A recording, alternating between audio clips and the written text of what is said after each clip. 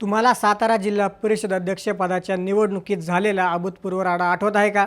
ही अध्यक्षपदाची निवडणूक जिल्हा परिषद आणि पंचायत समिती निवडणुका जेवढा गाजल्या नाहीत तेवढी गाजली होती। जिल्हा परिषद निवडणुकीचा निकाल आल्यावर कोणत्याही पक्षाला स्पष्ट बहुमत मिळाले नव्हतं।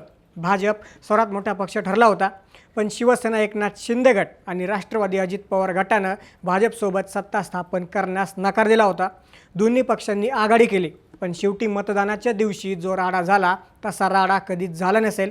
भाजपने शिवसेना आणि राष्ट्रवादीचे सदस्य फोडले आणि आपला अध्यक्ष बसवला। या निवडणुकीत थेट मंत्री आणि पालकमंत्री शंभूराज देसाई आणि मंत्री मकरंद पाटील यांना धक्काबुक्की झाली होती। पुढे पोलीस अधीक्षक तुषार दोशी यांचं सुद्धा निलंबन झालं होतं। या निवडणुकीत भाजपने पोलीस बळाचा वापर केला असा थेट आरोप मंत्री शंभूराज देसाई आणि मंत्री मकरंद पाटील यांनी केला होता। अगदी विधानसभेमध्ये त्यांनी यावर जोरदार भाषण ठोकलं होतं। विधानसभेच्या पायऱ्यांवर सरकारविरोधात आंदोलन केलं होतं। त्यावेळी मंत्री शंभूराज देसाई आणि मंत्री मकरंद पाटील यांनी सांगितलं होतं की याचा योग्य वेळी बदला घेतला जाईल। आता तीच योग्य वेळ आता तर आली नाही ना, अशी चर्चा सध्या सातारा आणि सांगलीमध्ये सुरू आहे। याला कारण आहे सध्या सुरू असलेल्या स्थानिक स्वराज्य संस्थांच्या विधान परिषद निवडणुका आणि या निवडणुकीत कदाचित मंत्री देसाई आणि मंत्री मकरंद पाटील बदला घेऊ शकतात असं बोललं जातंय। कारण सातारा सांगली विधान परिषद निवडणुकीत भाजपकडे बहुमत नाही आणि त्यांना आपला उमेदवार निवडून आणायचा असेल तर शिवसेना आणि राष्ट्रवादीची मदत घ्यावीच लागणार आहे आणि कदाचित यावेळी शिवसेना आणि राष्ट्रवादी काहीतरी गडबड करू शकतात असं सध्या बोललं जातंय। भाजपकडून धैर्यशील कदम यांना उमेदवारी मिळाली आहे, तर महाविकास आघाडीकडून राष्ट्रवादी शरद पवार गटाकडून अभयसिंह जगताप यांना उमेदवारी मिळाली। आता अध्यक्षपदाची उट्टे काढण्याचं जर शंभूराज देसाई आणि मकरंद पाटील यांनी ठरवलं तर मात्र धैर्यशील कदम यांना निवडून येणं खूपच कठीण जाणार आहे। सर्वात महत्त्वाचं म्हणजे धैर्यशील कदम महायुतीचे उमेदवार आहेत, पण धैर्यशील कदम यांच्या अर्ज भरण्यावेळी शिवसेना मंत्री शंभूराज देसाई आणि राष्ट्रवादीचे मंत्री मकरंद पाटील गैरहजर होते। भाजपकडून मंत्री जयकुमार गोरे, मंत्री चंद्रकांत पाटील, खासदार उदयनराजे भोसले आणि मंत्री शैलेंद्रराजे भोसले उपस्थित होते, पण शिवसेना आणि राष्ट्रवादीच्या मंत्र्यांनी दांडी मारल्यानं साताऱ्यात वेगळ्या चर्चा सुरू झाल्या।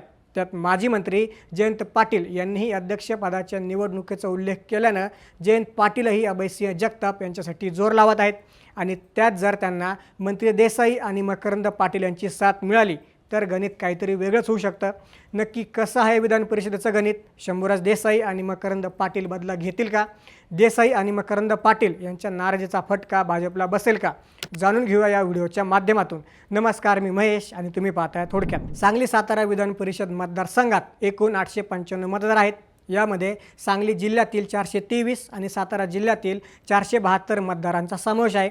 पक्षानुसार संख्याबळाचा विचार केला तर भाजपचे 314, अजित पवारांच्या राष्ट्रवादी काँग्रेसचे 205 आणि एकनाथ शिंदे यांच्या शिवसेनेचे 118 मतदार आहेत। म्हणजेच महायुतीचं एकूण संख्याबळ 637च्या घरात जातं। दुसरीकडे महाविकास आघाडीकडे शरद पवार गटाचे 109, काँग्रेसचे 73 आणि उद्धव ठाकरे यांच्या शिवसेनेचा 1 मतदार असं एकूण 183 संख्याबळ आहे। इतर काही अपक्ष आणि छोट्या घटकांची मतं आहेत।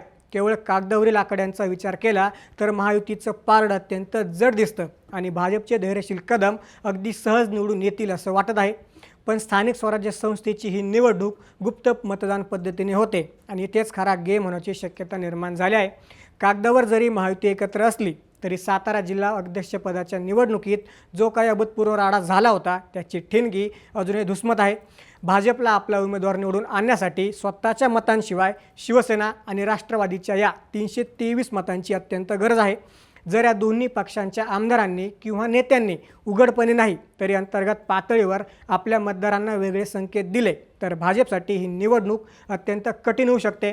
यामध्ये आता महाविकास आघाडीचे उमेदवार अभयसिंह जगताप यांच्यासाठी शरद पवार गटाचे ज्येष्ठ नेते माजी मंत्री जयंत पाटील यांनी स्वतः मैदानामध्ये उतरून मोर्चे बांधणी सुरू केली आहे। जयंत पाटील यांनी थेट साताऱ्याच्या दोन्ही राजांचा म्हणजेच खासदार उदयनराजे भोसले आणि मंत्री शिवेंद्रसिंहराजे भोसले यांचा उल्लेख करत भाजपवर निशाणा साधला। महायुतीने उमेदवार ठरवताना दोन्ही राजांना डावलून त्यांच्या स्वाभिमानाला ठेच पोहोचवले आहे असा दावा जयंत पाटलांनी केला। सातारकरांनी आपला स्वाभिमान काय आहे हे मतपेटीतून दाखवून द्यावं असं आवाहन त्यांनी केलं।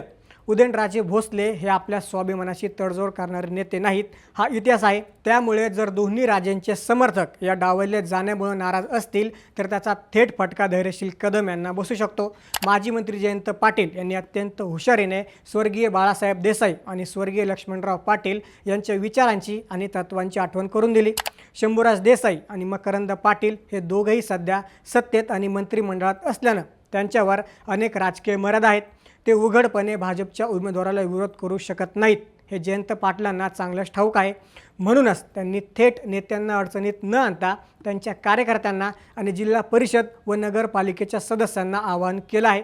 नेते जरी अडचणीत असले तरी कार्यकर्त्यांनी आणि सदस्यांनी आपल्या नेत्यांवर जिल्हा परिषद निवडणुकीत झालेल्या अन्यायाचा आणि राड्याचा वचपा काढण्यासाठी ही निवडणूक गांभीर्यानं घ्यावी आणि अभयसिंह जगताप यांच्या पाठीशी उभं राहावं असा थेट संदेश माजी मंत्री जयंत पाटलांनी दिला आहे। शरद पवार गटाचे उमेदवार अभयसिंह जगताप यांनीही याच मुद्द्याला हवा दिली। झेडपीच्या राड्यात मंत्री शंभूराज देसाईंच्या हातातून रक्त आलं होतं तेव्हा ते म्हणाले होते की हे रक्त मी विसरणार नाही। नेते म्हणून आज सत्तेच्या समीकरणांमुळे त्यांना कदाचित हे विसरावं लागलं असेल, पण कार्यकर्ते ती घटना कधीच विसरू शकत नाहीत असं सांगत अभयसिंह जगताप यांनी शिवसेनेच्या आणि राष्ट्रवादीच्या कार्यकर्त्यांच्या भावनांचा हात घातला।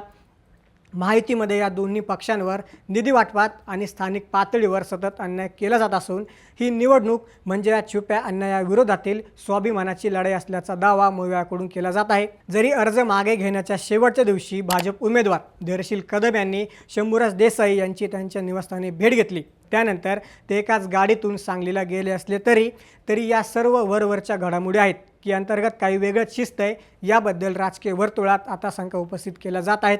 शंभूराज देसाईंनी महायुती धर्म पाळण्याची भाषा केली असली तरी उमेदवारी अर्ज भरताना शंभूराज देसाई आणि मंत्री मकरंद पाटील या दोन्ही बड्या मंत्र्यांनी मारलेली दांडी ही खूप काही वेगळं सांगून जात आहे।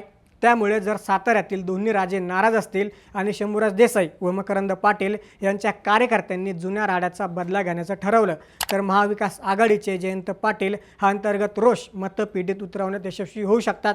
अशा परिस्थितीत संख्याबळ असूनही भाजपचे धैर्यशील कदम यांच्यासाठी ही निवडणूक अत्यंत धोक्याची ठरू शकते आणि ऐनवेळी मोठा राजकीय चमत्कार पाहायला मिळू शकतो। आज सातारा जिल्हा परिषद अध्यक्षपदाच्या निवडणुकीचे उट्टे या विधान परिषदेला काढले जाणार का आणि या छुप्या नाराजीचा फटका भाजपला बसणार का, हे येणारा काळच ठरवेल। याबद्दल तुम्हाला काय वाटतं? शंभूराज देसाई आणि मंत्री मकरंद पाटील जिल्हा परिषद अध्यक्षपदाच्या निवडणुकीचा बदला घेतील का? आम्हाला कमेंट्समध्ये नक्की सांगा आणि अशाच राजकीय घडामोडी जाणून घेण्यासाठी थोडक्यातला नक्की सबस्क्राईब करा।